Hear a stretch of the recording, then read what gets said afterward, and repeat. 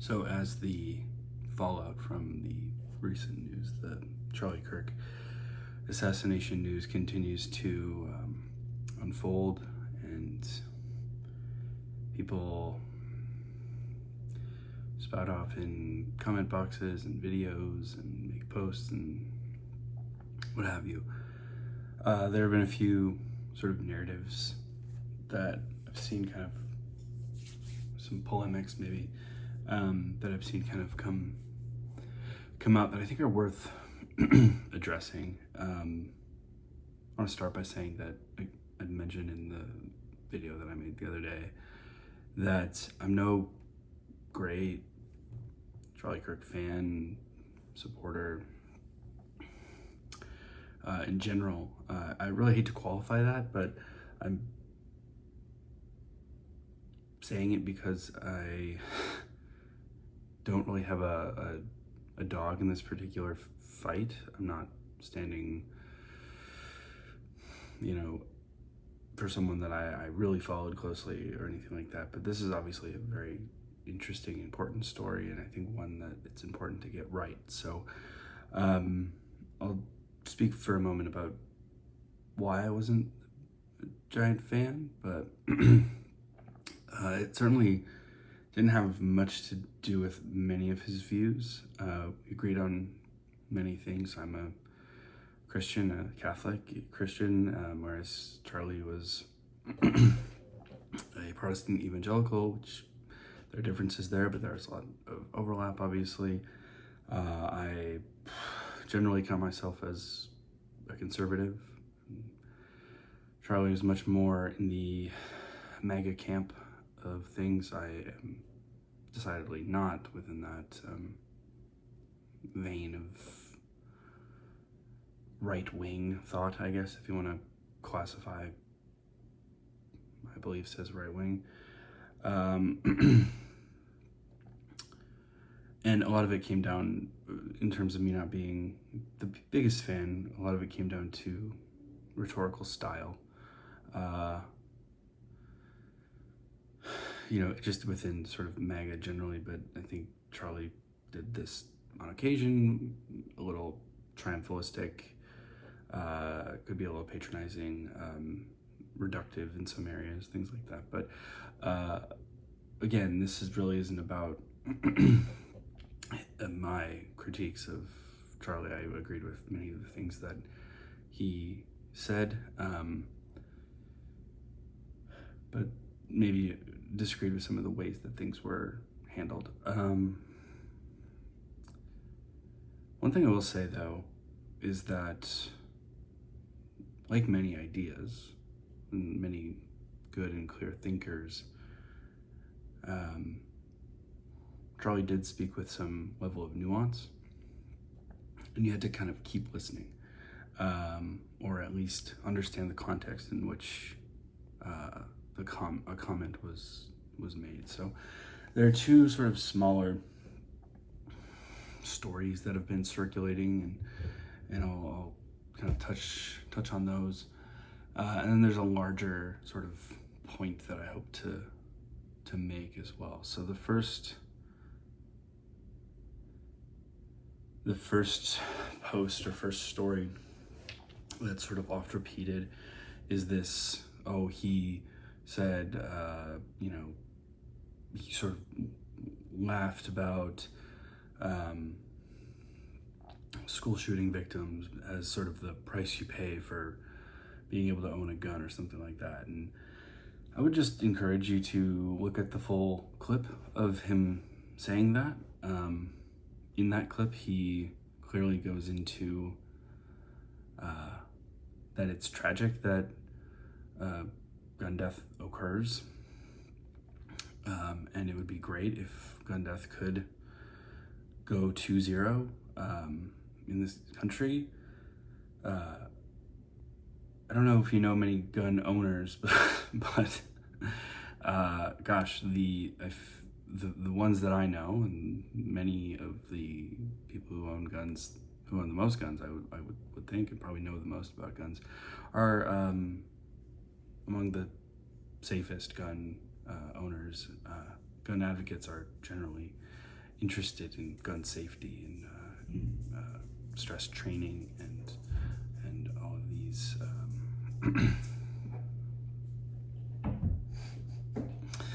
and all of these things.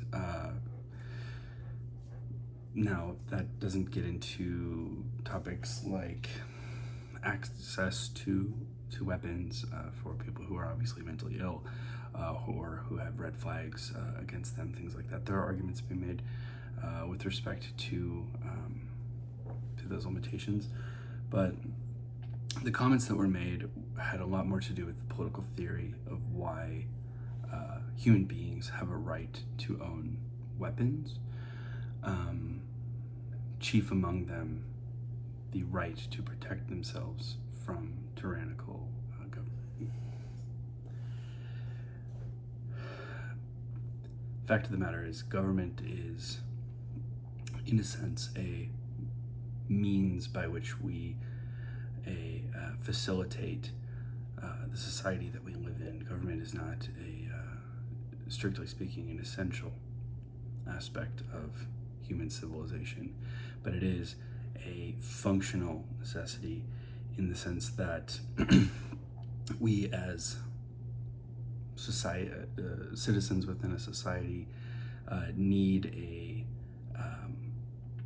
adjudicator between disputes and a hegemon which can employ force when necessary. However, as we know from all of human history, that power system can become abusive, and it is recognized by the founders of this country as a right, perhaps even an obligation, to keep a means by which citizenry can defend itself against that. And so that means, by necessity, that the population will have a certain number of weapons. And weapons obviously can be used in many different ways: for hunting, for recreational shooting, for self-defense, home defense, and obviously for grave and barbarous acts of violence and terrorism. And that gets into the point of the brutal importance of self-governance, being able to govern yourself, and also a more traditionally minded society wherein we govern each other. And the point that Charlie seems to have been making there was not, haha, people die in shootings, give me my guns, or some reductive platitude about gun ownership for the sake of itself, but that liberty incurs cost. Reality, in fact, incurs cost. Simply living in reality incurs cost: injury, disease, loss, pain. And what seems almost paradoxical sometimes is that a hedge against the cost of gratuitous violence is the threat of violence. That is to say, if you step across that line, something bad's going to happen to you. This is, unfortunately, especially in a globalized world, why we get things like mutually assured destruction vis-a-vis nuclear weapons as a means toward a more global peace, which seems, again, paradoxical, but is sort of the reality of the situation. I know that for me as a Christian, I generally just hate hate that concept, but it's a reality. The next one is this very out of context statement about empathy. And Kirk spoke about hating the term empathy, and that's essentially been mangled into a story about how Charlie Kirk hated the concept of empathy, or hated the concept of caring about other people. If you listen to the full context of that clip, the quotation actually is rejecting the term empathy, and in response, preferring the word sympathy. Might seem like a distinction without a difference, but it's not. Kirk said that empathy is sort of a new agey term, and the concept is kind of ridiculous. And I can understand the practice of observing empathy as having some utility, meaning you think what it would be like to be another person and thereby consider how they are feeling. But that is, in a sense, simply just sympathy. Empathy rather, being the practice of, like I said, embodying another person and feeling what they feel, whereas sympathy, and empathy, is just not something we can do. It's something we can grasp at. But sympathy, meaning feeling for the other person, projecting maybe your situation into how it overlaps with their situation. For example, I have a wife and children, and I can understand how they must feel, or how I would feel if something happened like that to my family members, or something like that.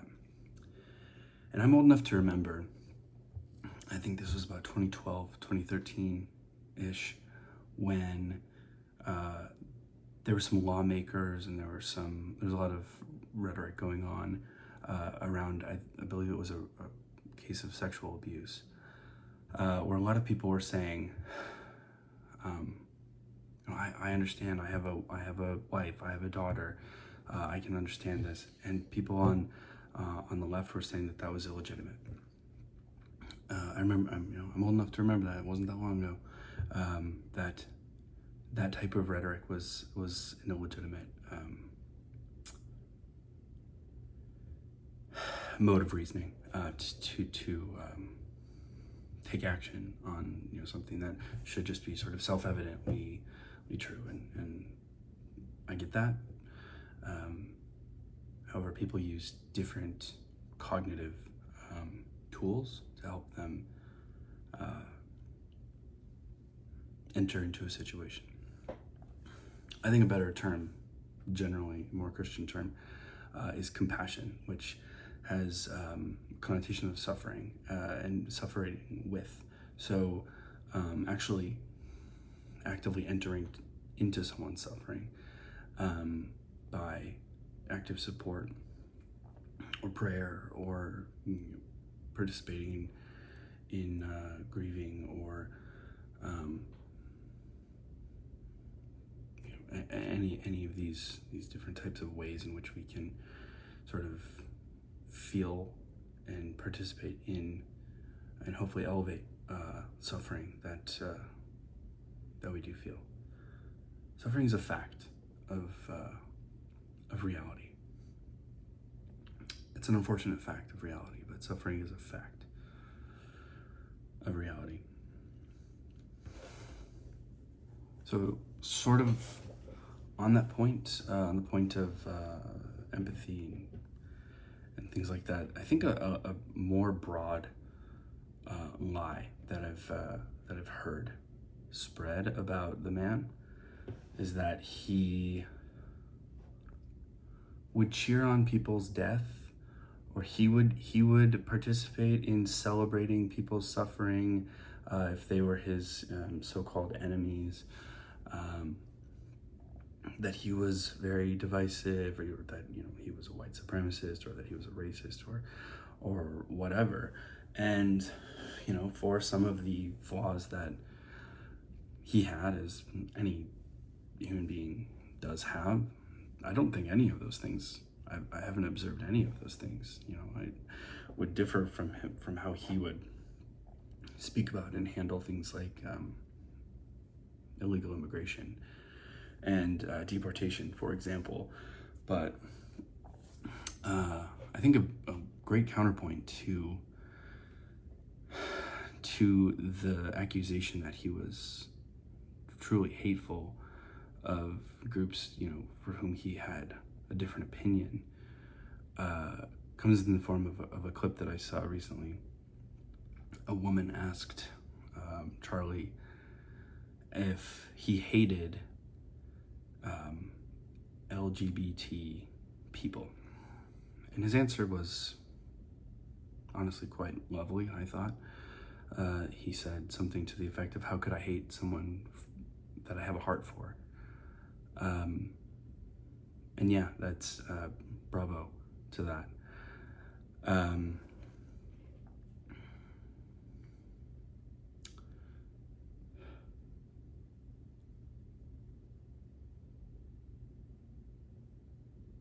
That is a difficult thing, I'm sure,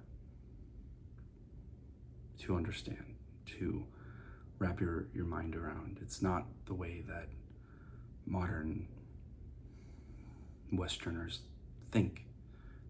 Most people seem to think that if you oppose something about me, that means that you hate me, because that thing about me is a part of my essential identity.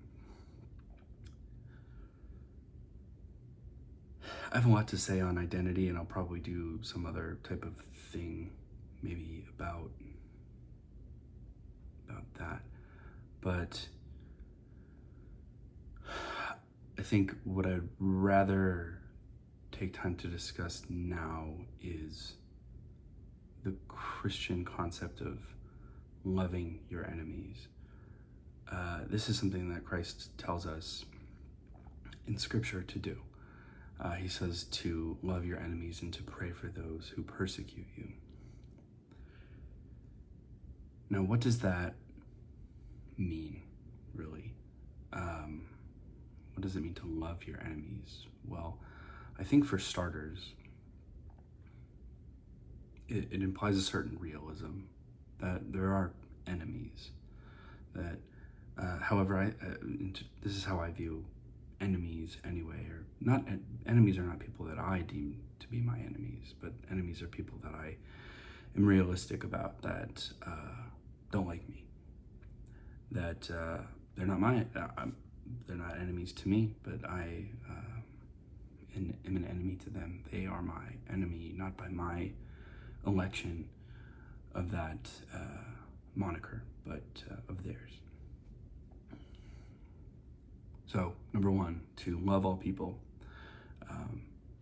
to love your neighbor as yourself, one of the great commandments, is always in place as a Christian.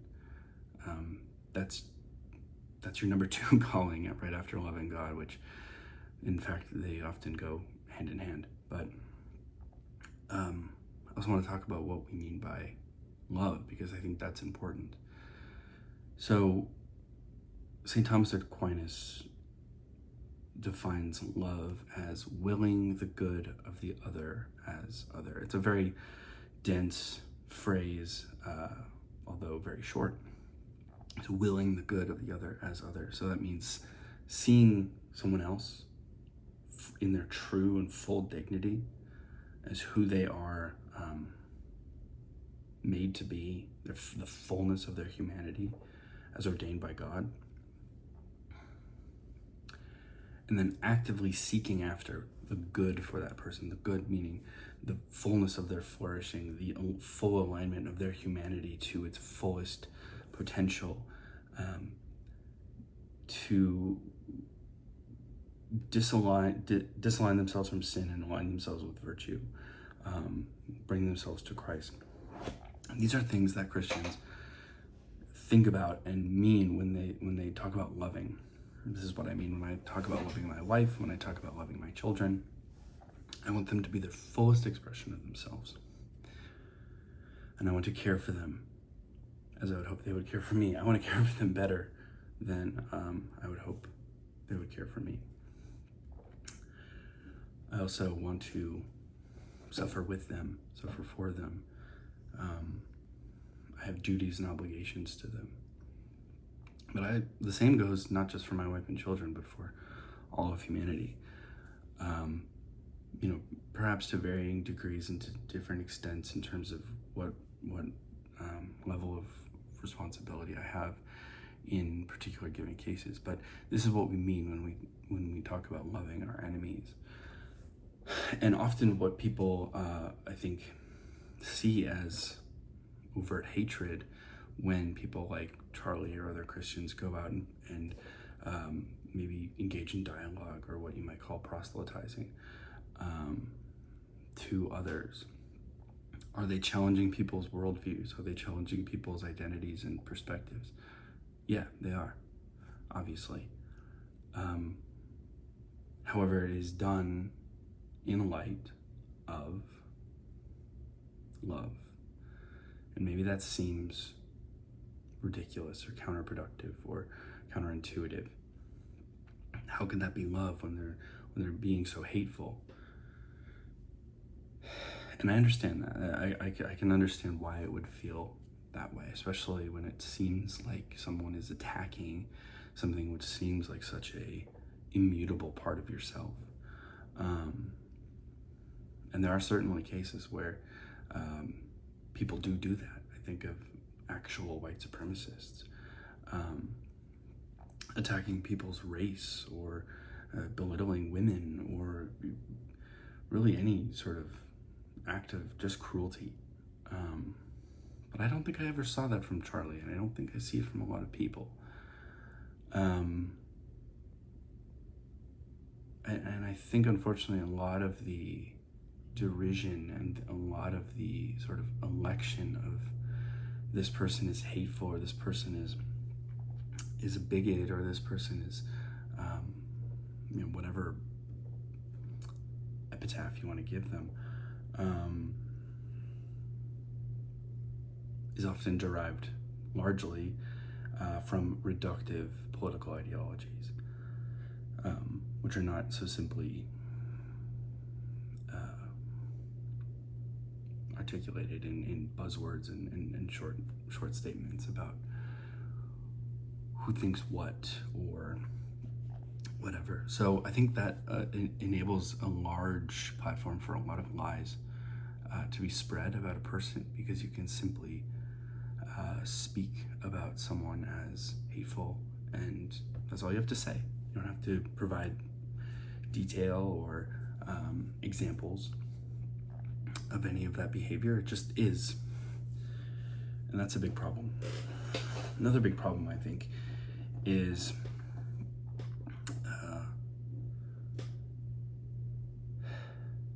that much of society, pop culture, is driven by a sort of liberal persuasion as sort of the default position. And actually, a conservative or more traditionally minded perspective is seen as antiquated or hateful. I used to work for a radio company, and all of the conservative channels were deemed controversial. That's actually what they were called in our sales package, was controversial. Likewise, religion and religious topics, religious education, instruction, has really largely been relegated to private practice. Don't talk to me about my religion. Don't talk to me about your religion. You have your religion. I have my religion. It's this very privatized this very privatized thing. It's funny, I saw a video recently where a woman was saying that people who claim to be religious actually don't believe the things that they believe, because if they did, then they would always be out proselytizing. They'd always be out telling people, oh, you're going to hell, whatever. And part of me wants to say, well, which one do you want? Do you want religion to be fully private, or do you want it to be out in the public? Because mainstream culture has driven it into a private space where it's totally not allowed to be discussed almost entirely. So to claim that we don't actually believe what we believe when we're told we're not even allowed to share it, because when we do share it, it's hateful and bigoted and wrong and antiquated.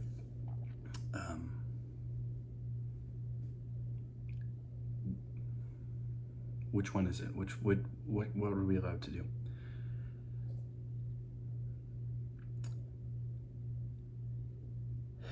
There's this concept called the Hegelian dialectic. I think his name's David Hegel. I could have the name wrong, but it's this idea of a synthesis and an antithesis, two groups which disagree with one another, and they engage back and forth. So synthesis, antithesis, and then they arrive at something called synthesis, which is essentially a little bit of both, compromise, etc. And number one, I think that our society, because one view has been privatized and one view has been championed, one is the mainstream view, the other is this controversial thing. It's hateful and it's bigoted. That really leads to an environment where any amount of compromise or synthesis is unavailable. That's an entirely unattainable goal. There cannot be compromise, because when one side views the other as utterly unacceptable in society, without evidence or merit or really any sort of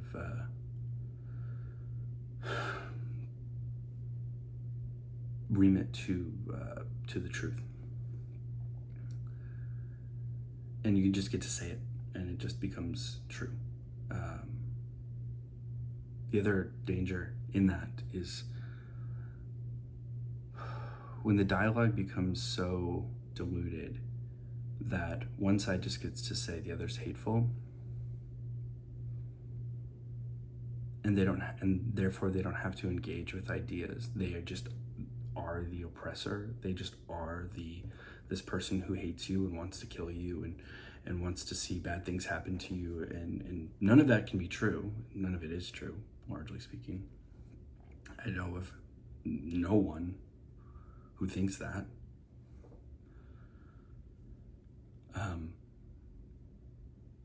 It shuts down debate, and unfortunately, it leads to violence, and it leads to things like what happened late last week, middle of last week. This is the reality. Now, the problem that I have with the Hegelian dialectic is that it is sort of a engine of compromise. And maybe this is an issue that we have with it, and I can understand that. I looked up some of the criticisms of this dialectic approach, and Marx, interestingly enough, had criticism of it that it was too idealistic and wasn't grounded enough in class and race struggle, and was therefore not concrete enough. And obviously we see the Marxist notions coming into play there. They've come to dominate much of political thought and reality on the left. And I think that's scary. I think that's dangerous, because we, again, even further enchant ourselves in this otherizing motivation. I'm the good person, that person over there is the enemy, and I therefore have no responsibility to listen to my enemy because they're the bad person. And then, in fact, some people allow themselves to act violently against the enemy. But my big thing, I think, that I have a problem with respect to that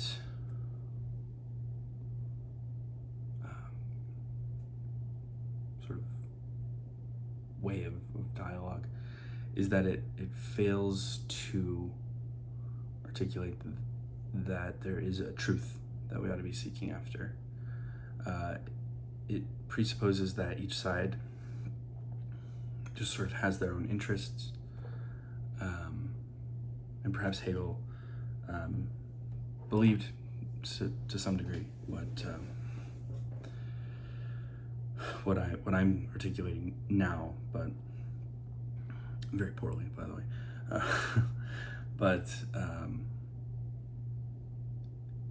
I would reject the concept that my side is just true or the other side is just true,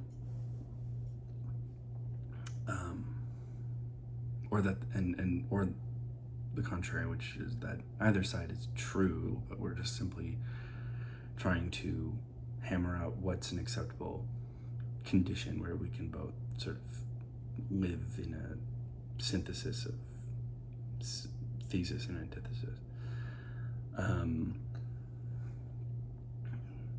But rather, I think that there is objective truth. There's something that's true. There's something that's real. And I think a better opportunity that we have as people who live in a society is to seek after that truth, to look for that truth. And a big part of doing that is being open and honest about what we think, being rational, being emotional, being open to one another without vilifying, demonizing, or otherizing each other. I said it in my other video, but we live in a society, and this society is important. It's not just important because we have to live nearby each other. It's important because we have duties and responsibilities to one another. We're supposed to love each other.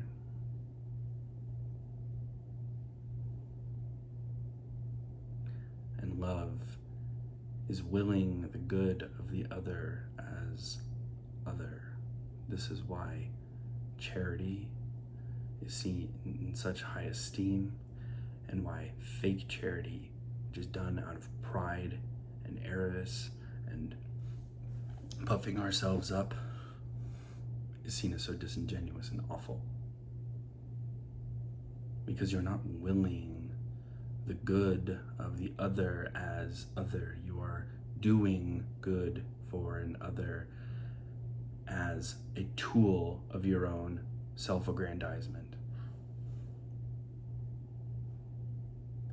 See other people for what they are, in their truest and highest identity, which is a beautiful creation by the most holy God, who's worthy of all grace, redemption, mercy, who is perhaps due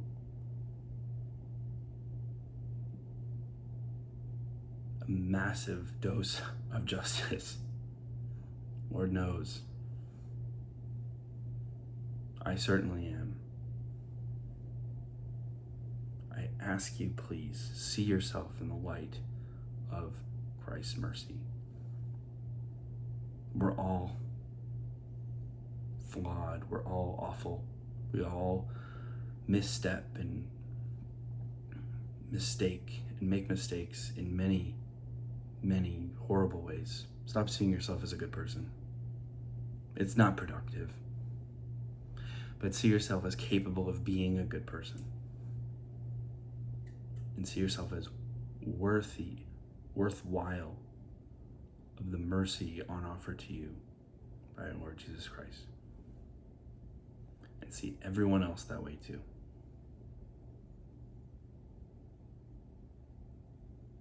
Thanks for listening.